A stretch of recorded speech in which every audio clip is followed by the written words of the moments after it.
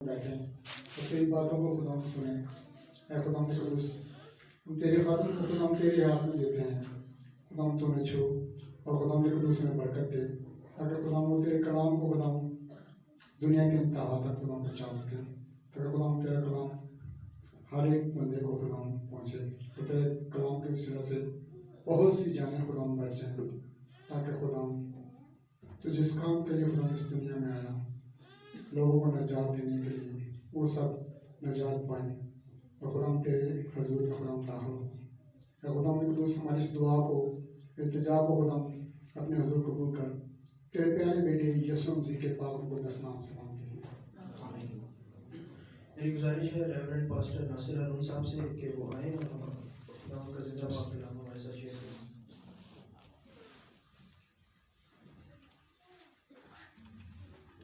मसीह यीशु के अजीम और बाबरकत नाम में सबकी सलामती हो। आज HMC में ड्यूटी की वजह से बहुत सारे हमारे जो मेल हजरात वो नहीं आ सके। मुनीर अख्तर साहब का आना मेरे लिए सरप्राइज था। मुझे लग रहा था कि आज जो है वो जो क्वारंटाइन की ड्यूटी है वो भी शायद मुझे ही देनी पड़ेगी, लेकिन शुक्र है कि वो पता नहीं कैसे आ गई, पता नहीं काम कर रहा है, कल ही काम कर रहे हैं।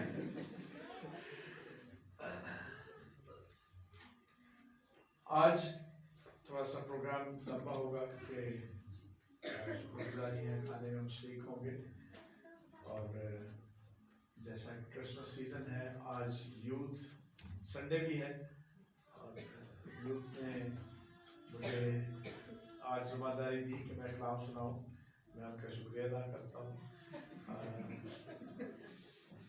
क्योंकि जितने भी संडे स्कूल और फाक के ख़वातीन वो भी अगर कहेंगे तो मैं तैयारी करूँगा, इजाज़त देंगे तो मैं संडे को पैगाम दूँगा। नहीं तो आपको पता है कि मैं ईद के दिनों में और इन दिनों में छुट्टियों पे होता हूँ। तो यूथ के लिए शुक्रिया, उन्होंने और भी चीज़ें अरेंज करनी हैं। 24 तारीख को आप सब जानते हैं कि प्रोग्राम में एल्डर्स ने कहा कि यूथ सारी जो है वो क्या है वो एल्डर्स ही हैं। 24 को ही सारे शामिल होंगे और वो उस दिन ज़्यादा अच्छे तरीके से जो है वो क्रिसमस सेलिब्रेशन जो है वो करेंगे। मज़मून यशाया से हम इस महीने में फ़र्क तरीके से क्रिसमस के हवाले से, यीशु मसीह के तजस्सुम के हवाले से जो है वो पैगामात सुनेंगे। लेकिन मज़मून जो है वो साथ साथ रहेगा कौन सा वाला, जो हक का सतून और कलीसिया। जो हमारे नए दोस्त हैं उनके लिए कलीसिया और कलीसिया में हम फ़र्क कर रहे हैं कि हक का सतून और यानी कलीसिया और कलीसिया को ज़्यादा वजाहत करने की ज़रूरत नहीं है कि कलीसिया क्या है। कलीसिया के दो लफ्ज़ अलग-अलग करें तो कलीसिया भी बनता है। आज जो हवाले हमने सुने मत्ती की इंजील और पतरस में से, उसमें हम तकाबली जायजा लेंगे रास्तबाजी का, यूसुफ की रास्तबाजी और मसीह की रास्तबाजी जो है उसमें। और यूसुफ दरअसल शख्स के तौर पर नहीं, इंसानों के नुमाइंदे के तौर पर, कि उस लिखा है कि वो भी यूसुफ क्या था, रास्तबाज। और फिर अल मसीह की रास्तबाजी जो है उसके हवाले से भी हम जो है वो तकाबली जायजा लेंगे कि इंसान की रास्तबाजी और मसीह की रास्तबाजी में क्या फ़र्क है और वो किस तरह से हक के सतून और कलीसिया को भी अलग करता है। मत्ती की इंजील जो है उसमें पैदाइश का वाक़या मौजूद है और यीशु मसीह का बपतिस्मा, आज़माइश, गलील में यानी खदमत, अल मसीह की खुदा की बादशाही की इखलाकियात के बारे में हुक्म और तफसीलात उसमें मौजूद हैं। अल मसीह की कुदरत बीमारी पर, शयातीन पर, फितरत पर, और और फिर मुनादी बशारत के लिए अल-मसीह का अपने शागिर्दों को चुनना, भेजना। एस्केटोलॉजी ने इल्म आखिरत के बारे में भी जो है वो मत्ती की इंजील में दिया गया है। दुख, मौत और क़यामत आमदसानी भी इसी इंजील में मजमून मौजूद है और आखिर पे अरशाद आज़म है। लेकिन हमने आज जो चुना उसमें से हिस्सा वो अल-मसीह की पैदाइश का हिस्सा है और उसमें कितने और करैक्टर उस तजस्सुम में, उस सारे मंसूबे में जो मत्ती के इंजील के इस पहले बाब के आगे लिखा है कि वो उसका नाम इम्मानुएल रखेंगे, यानी जो नजात का मंसूबा प्रोजेक्ट है उसमें कितने लोग शामिल रहे और उनका किरदार क्या रहा। आज हमने वो हिस्सा सेलेक्ट किया और उसमें क्या करेंगे, इंसान की और मसीह की रास्तबाजी का तकाबली जायजा लेंगे।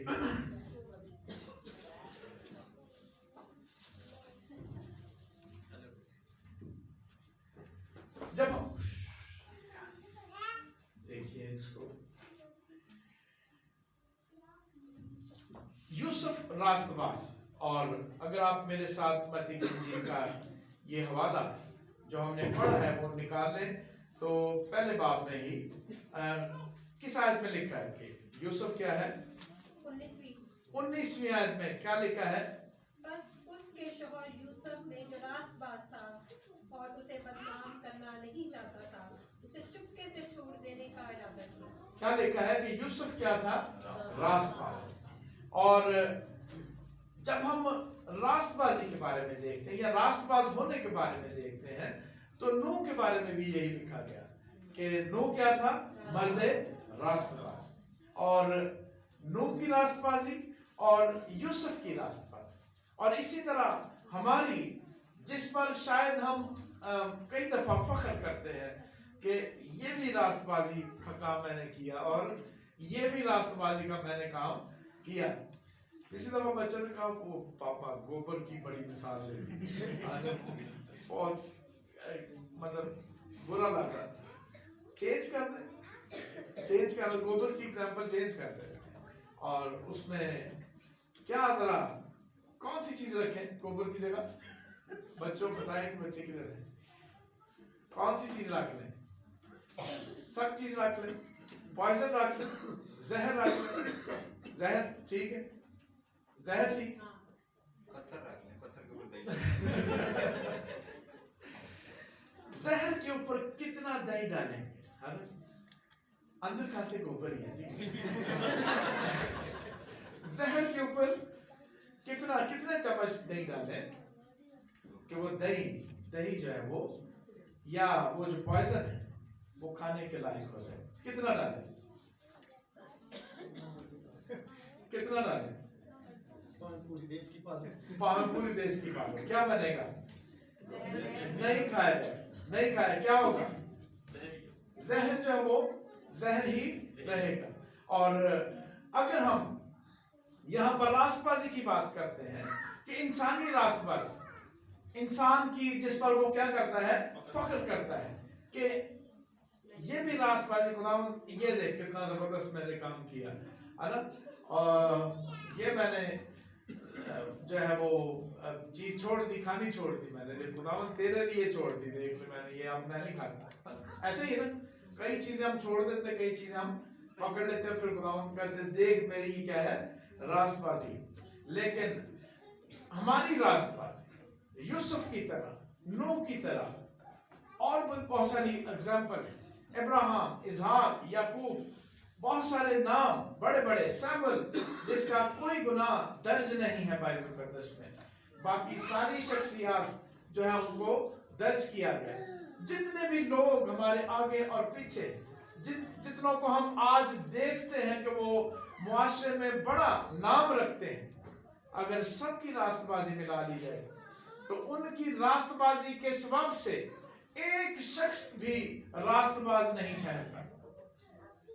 सबकी रास्तबाजी मिला लें, सबके नेक अमाल मिला, सारे इंसानों के जो रास्तबाजी की चीजें हैं, मौजूद हैं, स्लेम करना है और पता नहीं क्या कुछ करना है, वो सब कुछ मिला ले, इकट्ठा कर ले और कहें कि एक इंसान उसके सबब से क्या हो जाए, रास्तबाज ठहर जाए, हो जाएगा?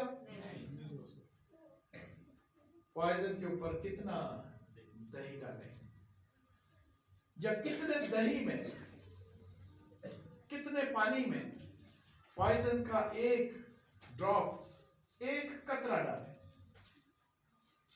तो वो सारा पानी पीने के लायक नहीं रहेगा। इसका मतलब ये है कि हमारी रास्तबाजी, और यूसुफ के बारे में लिखा कि वो क्या था, रास्तबाज था। उसने चुपके से छोड़ देने का क्या किया? क्यों? उसकी बीवी उसे गुनाहगार महसूस हुई, उसने मान लिया कि ये क्या है, गुनाहगार। हम भी इसी तरह रास्तबाज हैं। हम जो गुनाहगार हैं, इंसान जितने भी रास्तबाज थे, नूह रास्तबाज था, और खुदा ने सिर्फ और कितने लोगों को, बाकी 7 जानों को उसके साथ, यानी 8 लोगों को उसमें बैठने की। नूह ने नहीं कहा कि वो भी गुनहगार, उनको भी सवाल कर ले, मेरी रास्तबाजी ले, क्योंकि नूह को मालूम है कि उसकी रास्तबाजी के सबब से कोई शख्स रास्तबाज ठहरने वाला नहीं। यूसुफ मरियम को चुपके से, क्योंकि मरियम कौन है, गुनहगार। मरियम क्या है, गुनहगार है। वो हमला पाई गई, वो उसको गुनहगार डिक्लेयर कर चुका है। वो अपनी अदालत में क्या कर चुका है, फैसला सुना चुका है। क्या हो गया है कि उसकी बीवी इससे पहले कि उसके घर में आए, हमला पाई गई है। और यूसुफ जो है, वो अगर गौर करें कि ये रास्तबाज कैसा रास्तबाज, इंसान की रास्तबाजी कैसी रास्तबाजी, कि वो चुपके से किसको, गुनहगार को छोड़ देने का इरादा करते हैं। ये इंसान है। मेरे साथ, मैंने पहले भी चर्च में एग्जाम्पल दी, कुछ अहले तशीह की गुफ्तगू हुई, और यूना जो नहीं, वो जो शुरू में अपना उसका भतीजा है लूत जो है, उसके बारे में गुफ्तगू करने के लिए आए कि लूत का वाकया बाइबल मुकद्दस में नहीं होना चाहिए। तो इसलिए हमने बाइबल जो है वो पढ़नी छोड़ दी कि एक नबी का इस तरह का जिक्र बाइबल मुकद्दस में आ गया। तो मैंने उन्हें कहा कि हम सवाल को दुरुस्त कर लेते हैं। सवाल दरअसल लूत का नहीं है। आप सवाल ये करना चाह रहे हैं कि नबी क्या होता है, मासूम होता है। इसलिए नबी का वाकया जो है वो बाइबल मुकद्दस में नहीं आना चाहिए था, लूत का वाकया नहीं आना चाहिए था। सवाल ये है कि नबी क्या है, मासूम होता है। फिर मैंने उन्हें कहा कि जो नबियों के सरदार हैं वहां से शुरू करते। लूत क्योंकि सबसे छोटा नबी, सबसे छोटा, सबसे बड़ा नबी से शुरू करते, जो नबियों के क्या हैं, सरदार हैं। तो मैंने कुरान मजीद की 48वीं सूरह उसकी पहली आयत पढ़ने के लिए दी, तो वो घबरा गए कि ये क्या लिखा है। तो मैंने कहा ये तो बाइबल मुकद्दस और कुरान मजीद, जिस नबी ने जो गुनाह किया वो दर्ज है, उसने नहीं छोड़ा किसी, क्योंकि ये हमारा जज्बाती फैसला है, ये हमारे एहसासात है कि नबी क्या होता है, मासूम होता है। जबकि बाइबल मुकद्दस या कुरान मजीद इसके बरक्स उसका, यानी नबियों के सरदार का अगर जिक्र मौजूद है तो फिर लूत का भी होना चाहिए। यानी 1,24,000 अंबिया सबका ही जो कोई गलती, कसूर, गुनाह उनसे सरजद हुआ वो दर्ज है, उनकी फितरत दर्ज है। तो जो है ना किसी तो उन्होंने कहा कि इसका मतलब सारे इंसान। मैंने कहा, जी बिल्कुल। पाइथन पाक के बारे में आपका क्या ख्याल?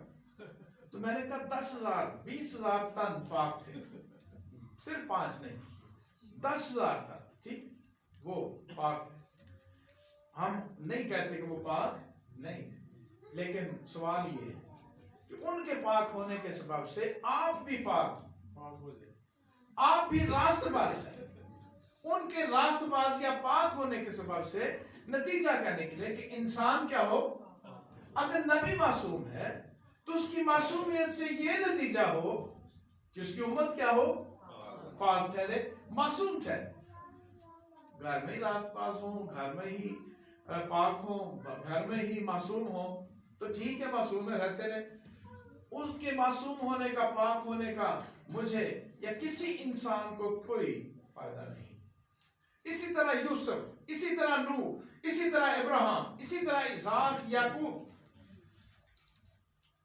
खुदा ने कहा इब्राहिम से कि मैं तेरा बहुत बड़ा अजर और तेरी सिफर।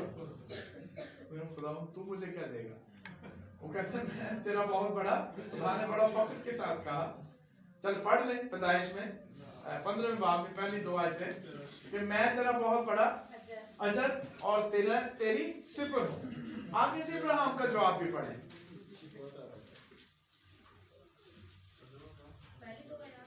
जी 15वां बाब।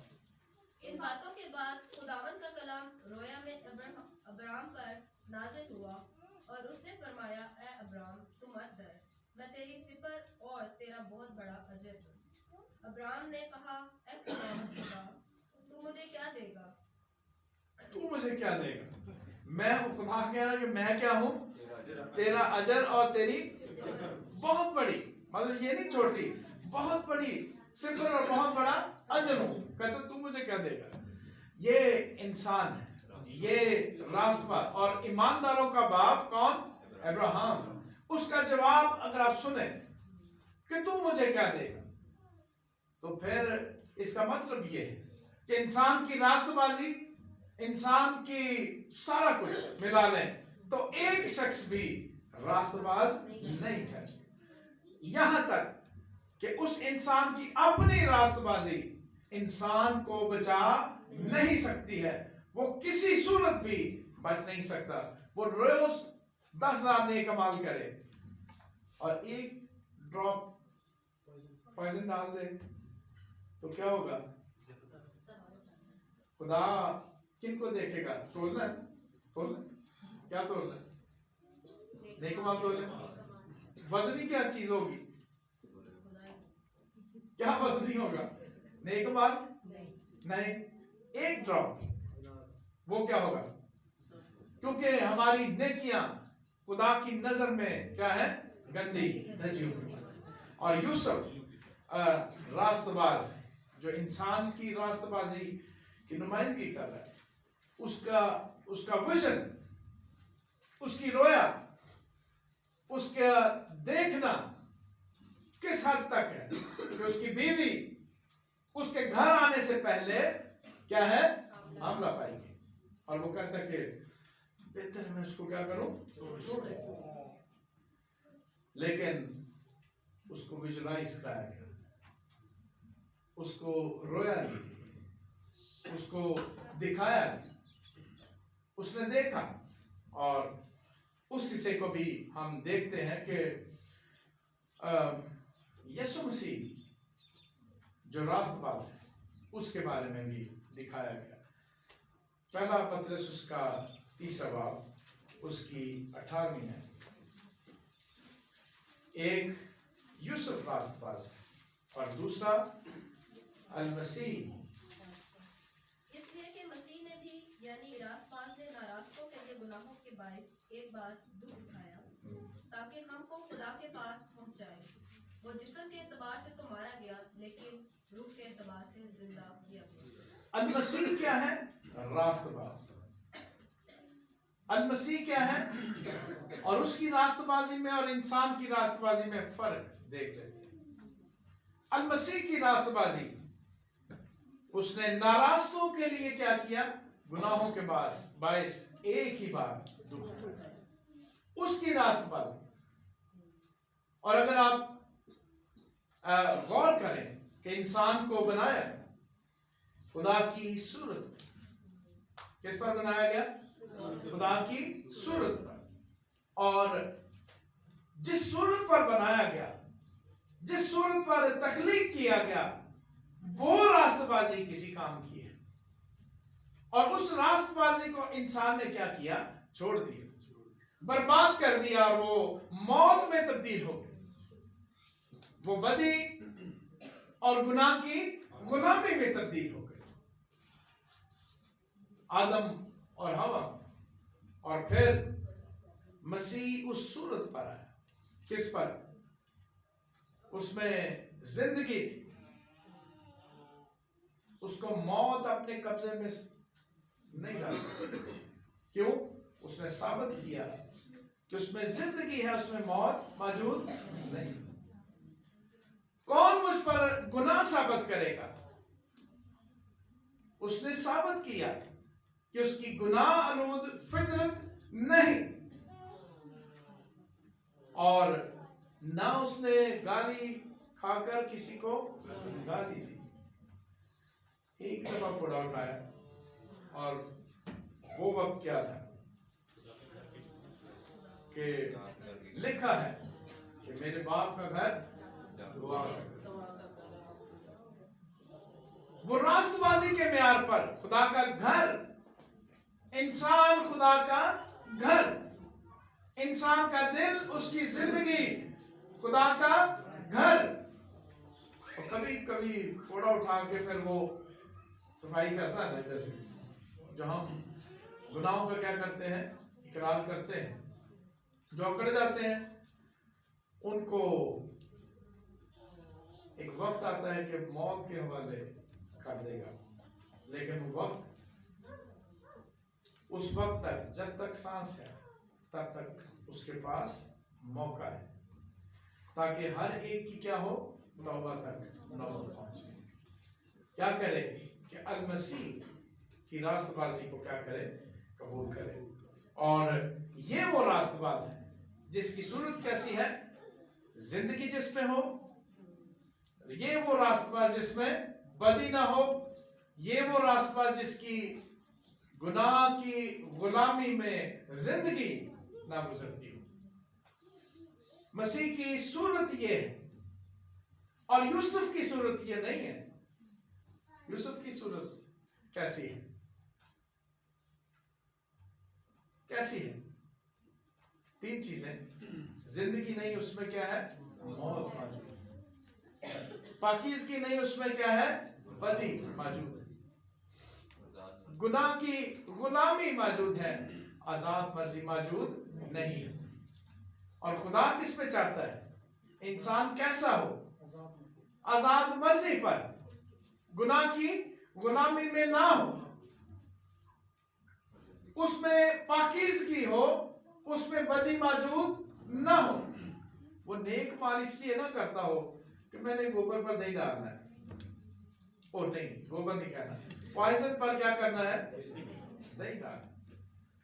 वो इसलिए नेक माल ना करता हो कि मैं इतने नेक माल करूं कि मेरा जो वो पॉइजन है वो क्या हो जाए? छुप जाए। लेकिन खुदा ये चाहता है कि कैसी सूरत हो? मसीह की सूरत, यानी वो रास्तबाज जैसा मसीह था। और कैसा था मसीह? कि उसमें जिंदगी थी, उसमें पाकीज़गी थी, उसमें आजाद मर्जी थी। लेकिन यूसुफ या इंसान की रास्तबाजी कैसी है? इंसान कैसा है? उसमें मौत मौजूद है, उसमें बदी मौजूद है, उसमें गुनाह की गुलामी मौजूद है। इसलिए जितनी भी रास्तबाजी आप इकट्ठी करना चाहें, सारी दुनिया के इंसानों की रास्तबाजी इकट्ठी कर रहे हैं, एक इंसान भी नहीं बच सकता। फरिश्ते का पैगाम सारी उम्मत के लिए, और फिर विजुलाइज कराया गया, यूसुफ को दिखाया गया, देख ये क्या है। और क्या दिखाया गया? अगर हम दूसरी आयत देखें, 20वीं सॉरी, हाँ जी। वो इन बातों को सोच ही रहा था कि खुदाम के फरिश्ता ने उसे ख्वाब में दिखाई देकर कहा, ऐ यूसुफ इब्ने दाऊद अपनी बीवी मरियम को अपने यहाँ ले आने से न डर, क्योंकि जो उसके पेट में है वो रूह कुद्दस की कुदरत से है। क्या दिखाया गया? इब्ने दाऊद को क्या दिखाया गया? कि जो कुछ उसके पेट में है। और जब वो पहले देख रहा था, जो कुछ वो पहले देख रहा था, वो किससे लबरेज था? वो बदी और गुनाह और मौत से लबरेज था। जो वो अब देख रहा है, जो उसे दिखाया गया, क्या लिखा है? क्या लिखा है? कि जो कुछ उसके पेट में है वो किससे है? रूह कुद्स की कुदरत से। यूसुफ जानता था कि जो कुछ इंसान के बाहर से अंदर जाता है वो उसे नापाक नहीं करता, और जो कुछ अंदर से बाहर आता है वो उसे क्या करता है? नापाक करता है।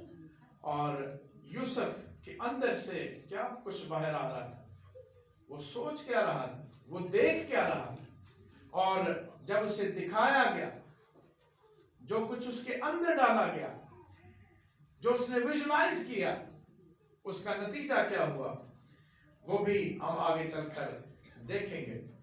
लेकिन उसे दिखाया गया कि ये वो रास्तबाज जो अपनी उम्मत को क्या करेगा। उसकी उम्मत कौन है? मसीही, हक का सतून या कुलिसिया। उसकी उम्मत क्या है? हक का सतून। उसकी उम्मत जिसकी सूरत मसीह की सूरत पर है, उसकी उम्मत कौन है? जिसके अंदर पाकीज़गी, जिंदगी और आजाद मर्जी मौजूद है, उसकी उम्मत वही।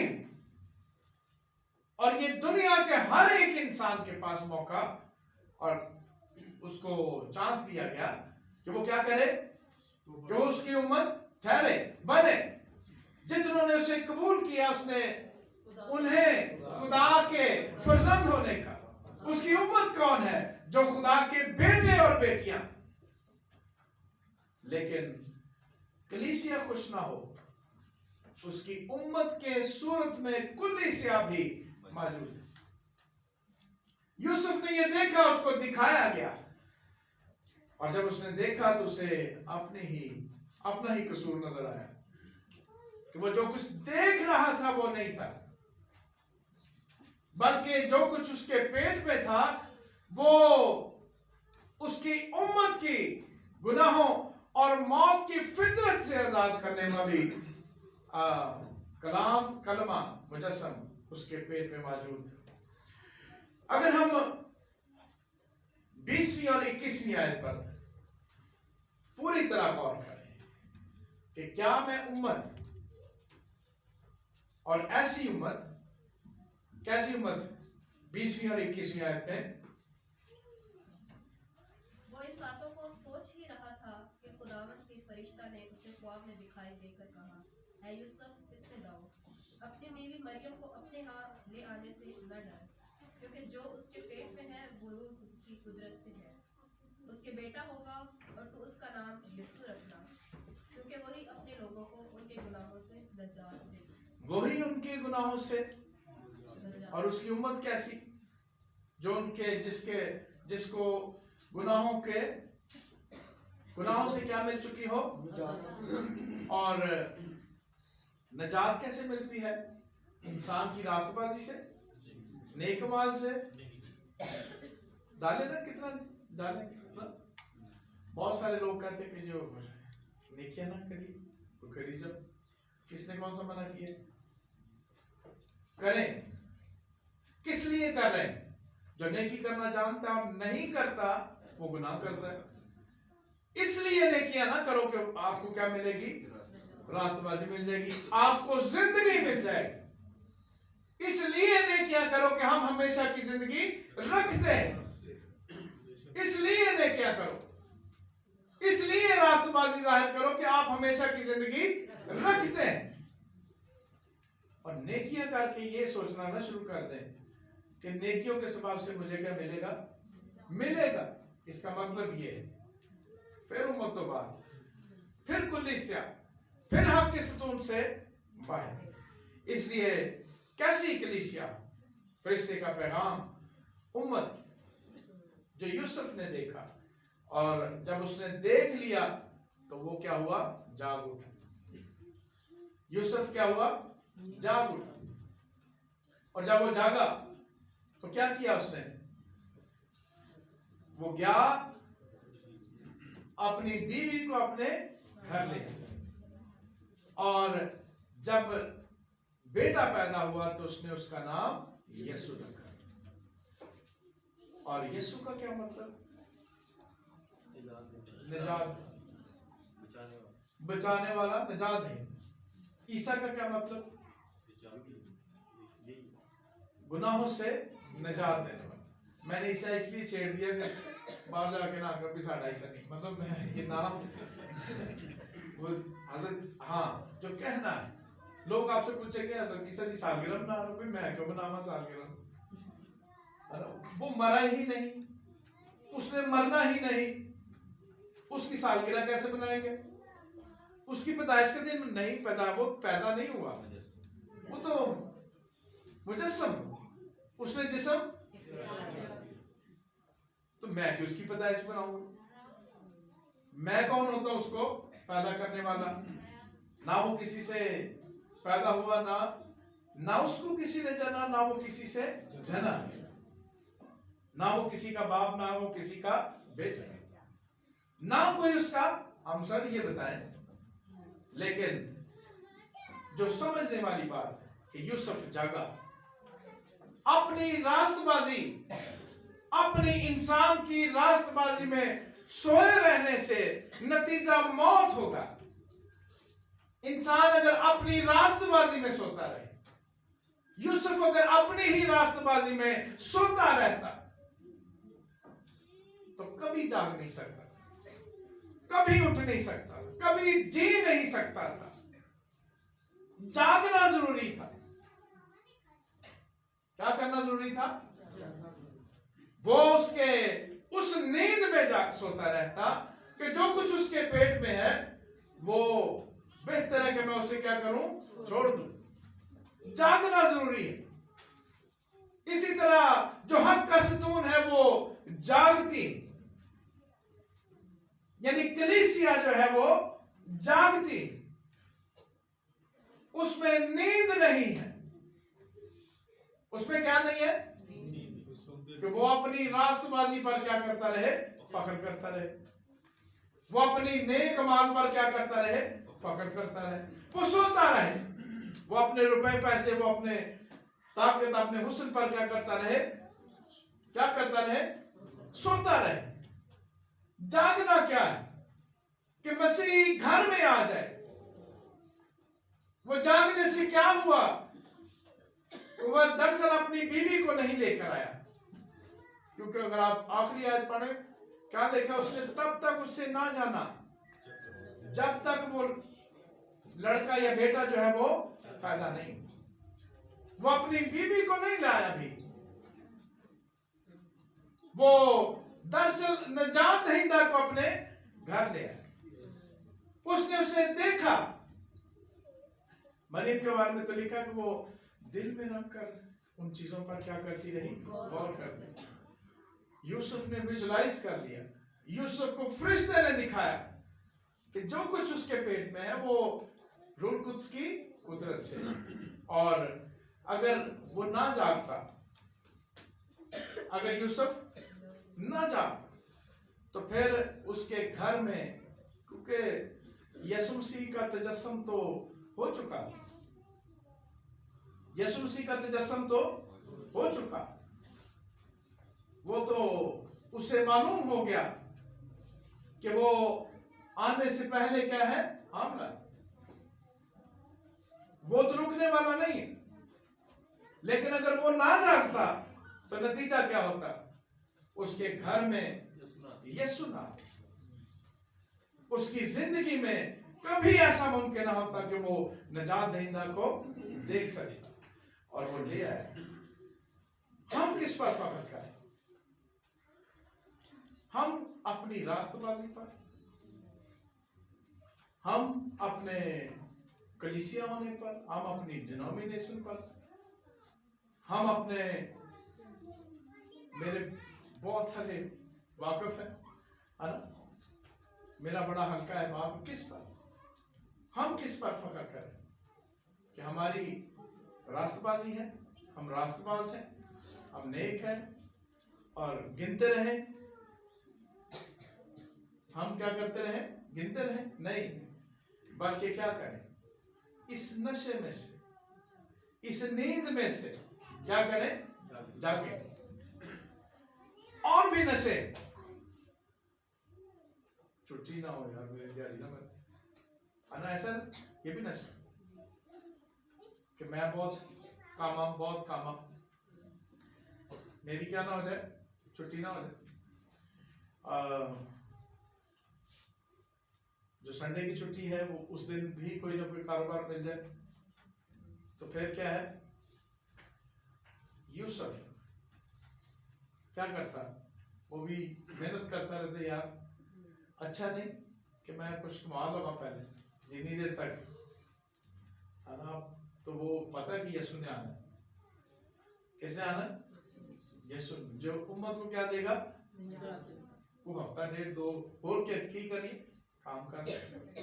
अगर आप फिल्म देखें तो उसमें यूसुफ ने रोटियां रखी होती हैं, वो मुकद्दसा मरियम को रोटी देते हैं खाने के लिए, खुद नहीं खाते, फिर अपने गधे को देते। किसी दफा गधे की मिसाल बीच में आ गई थी, तो वो फिर बात भी चलती रही, बड़ी गुफ्तगू में भी चलती रही, लेकिन आज गधा फर्क है। पिछली दफा गधा जो था वो फर्क था, इस दफा जो गधा है वो फर्क है। तो वो गधे को भी खाने के लिए, जिस पर वो क्या है? सवाल है। और यूसुफ हकीकतन नर्म दिल, और एक जो इंसानों में जो म्यार है, बाकी नजर में तो वो कोई म्यार नहीं, इंसानों में वो अच्छा और बेहतरीन इंसान है। शाही खानदान से ताल्लुक था उसका, इब्ने दाऊद इसीलिए पुकारा उसे। और मुकद्दसा मरियम शाही खानदान से ताल्लुक, जो उनकी बड़ी हुकूमत रही यहूदा के, जो सल्तनत है, उनके बाप दादा यानी सुलेमान और दाऊद जो और नातन वहाँ पर हुक्मरान रहे, उन्होंने बड़ी हुकूमत की, इसलिए उसे याद दिलाया गया इब्ने दाऊद, और वो जागा। और भी नशे जिनमें यीशु मसीह नजर नहीं आता, जिनमें क्या है? यीशु मसीह नजर नहीं आता। जागने की जरूरत है, थोड़ा सा उस तरफ जरूर जाना चाहूँ, क्योंकि ये कुल्ली सियाह की बात है, हक सतून और कुल्ली सियाह की बात। और भी नशे, मतलब अब मुमकिन हम भूतनियों से डरते हो, यीशु मसीह को देख ही ना सके। भूतनी हमने यीशु मसीह के नाम से निकालनी, लेकिन हम उसको कादिर मुतलक साबित करते रहे। देख दुनिया के आखिर तक मैं तुम्हारे साथ हूं, ये भूल जाते हैं। हमें ये याद होता है कि अबलीस दुआ मांग रोक देता, वो भाई नहीं, जिसने सुननी है दुआ, जो बड़ा वसीला है, मेरे वसीले के बगैर कोई बाप के पास, वो क्या कह रहा है कि दुनिया के आखिर तक मैं तुम्हारे, और जब तक यीशु मसीह ना आए घर में या दिल में या जिंदगी में ना हो, तब तक हम मसीही नहीं हैं। जो कुल्ली स्याह है, उनकी दुआएं जरूर अबलीस रोक देता है, लेकिन जो हक का सतून है, उनमें उनका मसीह उनकी जिंदगी में बसता है। इससे पहले कि तुम मांगो, उससे मालूम है कि हमें किस किस चीज की क्या है जरूरत है, इसलिए जागने की जरूरत है। यही सिर्फ सुन लेना काफी नहीं है कि भूतनी बड़ी ताकतवर होती है। बाइबल मुकद्दस में लिखा है कि वो जो दुनिया में कौन बड़ा है, वो वो बड़ा है जो दुनिया में है। यानी अल मसीह खुदा कादर मुतलक रूह कुद्स उससे क्या है, बड़े। और वो क्या कहते हैं कि तुम क्या हो, मेरे बेटे और बेटी। वो क्या कहता है, तुम मेरे भाई। वो क्या कहता है, तुम मेरी उम्मत। जब वो इस हद तक हमें अपने साथ रखता है तो फिर जागने की जरूरत है। किससे डरने की जरूरत नहीं, भूतनियों शुद्धनियों से। डंडे सूटे जरूर मारो, कुट कुट के बजाओ, मतलब ना भी जरूरत हो तो कुटो। आज ये भूतनी निकाल ली, उस बंदे में से सही तरह से भूतनी निकल जाए और उसे याद हो कि डंडे पे ऐसी भूतनी मिनू नहीं सी पे। ऐसा नहीं करना, बल्कि उसे इस ईमान पर जगाने की जरूरत कि भूतनी शुद्धनियों को छोड़ो भाई, परेशान हो। कि तब तक आपके करीब नहीं आ सकते जब तक अल मसीह हमारे और उनके दरमियान में मौजूद है। यीशु मसीह बहुत सारी जगहों पर दरमियानी है, बाप और अब मतलब इंसानों के दरमियान नहीं। कौन, यीशु मसीह। मौत, अदालत और हमारे दरमियान, हमारा दरमियानी और ऐसी सारी चीजें भूतनी शुद्धनियां ना, उनका भी दरमियानी। एक और भी दरमियानी है वो तो उसे कहते हैं वेल्डर। मियां बीवी का वो वेल्डर है ना, वेल्ड ही का छोड़ जोड़ दिया, पक्का जोड़ दिया, टूटने का कोई अंदेशा नहीं। तो एक और जगह जहां पर वो दरमियानी है, वो हमें जागने की जरूरत। यीशु मसीह तजस्सुम ले चुका, आ मौजूद। और वो क्या है, कभी यानी काला धागा, कभी काला टीका, है ना। मैं फिर छेड़ना चाहता हूँ कि ये क्या है, कुल्ली स्याह होने की निशानियां। जब हम पानी की बोतल रख छोड़ते हैं कि बड़ी जबरदस्त है ना, ये कौन सा है पानी, पानी दुआ वाला पानी, दुआ ही जी, वो दुआ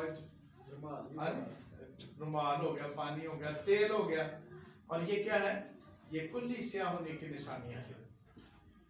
क्योंकि यीशु मसीह जब यूसुफ के घर में आ गया, उसने उसे देख लिया और उसे मैसेज क्या था कि वो अपनी उम्मत को क्या देगा, उनके गुनाहों से निजात। जिसको गुनाहों से निजात मिल चुकी, जिसको हमेशा की जिंदगी मिल चुकी। यीशु मसीह ने बड़ा अच्छा दावा किया। अगर इब्राहिम की तरह का जवाब हमारा भी हो तो फिर खतरनाक जवाब है। यीशु मसीह ने कहा, मेरी भेड़ें मेरी आवाज और वो मेरे पीछे पीछे, कोई उन्हें मेरे हाथ से छीन नहीं सकता। ये यीशु मसीह का दावा है। असी के नहीं खुदावन वो बच्चे ने नजर लगी की करी मिर्चा मारनी है ना। या ये दिन जो है वो अब शुगन हो गया, इस वक्त जो है वो ये तारीख अब शुगन हो गई, ये वक्त अब शुगन हो गया, ऐसी चीजें है ना। फिर क्या है, हम कमजोर हैं, हमें क्या है, जागने की जरूरत है। हमें क्या करना है, हमें जागने की जरूरत है। और जब तक हम गुनाह और मौत में अपने आप को छुपाते रहेंगे तब तक जाग नहीं सकेंगे। मौत का मतलब नींद ही नींद है, सोना ही सोना है, नाराजगी के काम है, खौफ है। मौत में सब कुछ क्या है, खौफ है, डर है। मैंने ये ना किया तो ये हो जाएगा, मैंने ये किया तो ये हो जाएगा, ये भूतनी चिपक जाएगी, अगर मैं इतने बजे गया तो ये मुझे ऐसे हो जाएगा। नहीं, मैं क्या करता हूं, खुदा क्या कहता है कि मैं क्या हूं, यीशु मसीह क्या कहते हैं, मैं क्या हूं। वो हमारा बाप और वो हमारा भाई है। जब इस हद तक रिश्ते रखते हैं, जब इस हद तक क्या है, रिश्ता रखते हैं, तो फिर हमें सोने की जरूरत नहीं, बल्कि क्या है, जागने की जरूरत है। अल मसीह का तजस्सुम बड़ा अहम है, हम सब के लिए बड़ा अहम। जगाने के लिए, हमें जगाने के लिए जरूरी है कि फरिश्ता ही आए। मैंने भी सफेद पहना हुआ है, मैंने फरिश्ता समझ नहीं तो वो कोरोना वार्ड में तो बड़े फरिश्ते में देखे, मैं गया था कोरोना वार्ड में, उन्होंने पैरों के ऊपर भी वो सफेद सफेद पहना हुआ था सारा वो पूरे, और वो पेशेंट्स को लगता है कि फरिश्ते ही फिर रहे हैं बाहर के, घोड़े ही मैंने चौक के ले आया। तो जगाने के लिए, यूसुफ को जगाने के लिए कौन आया? फरिश्ता उसके ख्वाब। जो कुलीसिया है उसको जगाने के लिए कौन आएगा? फरिश्ता नहीं, और नहीं होगा। इसका मतलब है कि जागने की जरूरत है। क्रिसमस सीजन इसीलिए हम मना रहे हैं कि हम क्या हो, जाग जाए। ये नहीं जाके तो क्रिसमस में ना हो तो जाके मिर्चा मार लिया, है ना। और यार बड़ा तगड़ा बंदा है, तो ये दुआ बड़ी अच्छी करता है, और पानी ला के घर में क्या रख लिया, क्रिसमस भी मनाई जाना है, साथ पानी भी पीते जाना है। आप जितना मर्जी पी लें, बेहतर है कि वो थोड़ा सा खर्चा करें। बंदे ने ले आओ कारण का, यार ए मोटर बोरिंग बिकता है, मोटर तो दुआ करके जा नहीं तो और एक ड्रम तेल का भरे और उसमें पक्की दुआ करके जा, ठीक, ये ना हो। लेकिन पक्का क्या करना है? रिश्ता घर लाना है। यीशु मसीह को क्या करना है? घर। इस ईमान पर कायम होना कि मैं कलीसिया, मुझे हमेशा की जिंदगी मिल चुकी है, मैं उम्मत किसकी? अल मसीह के सबब से मैं हमेशा की जिंदगी रखता हूं। आइए हम अपने सरों को झुकाएं और गौर करें हमारी क्या रास्तबाजी है, उसकी हैसियत क्या है, हम किस हद तक खुदा को भूल जाते हैं, किस हद तक हमें जागने की जरूरत है।